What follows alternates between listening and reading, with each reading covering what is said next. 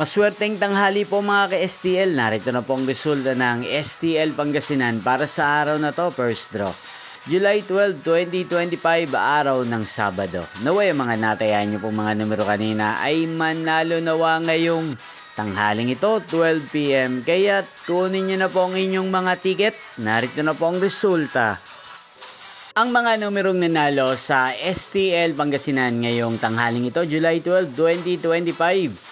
12 PM, first draw result 19 at 9 in exact order sa lahat po ng dumaya kanina sa STL Pangasinan para sa first draw ng 19 at 9. Congrats po sa inyo, panalo po kayo. Again, 19 at 9.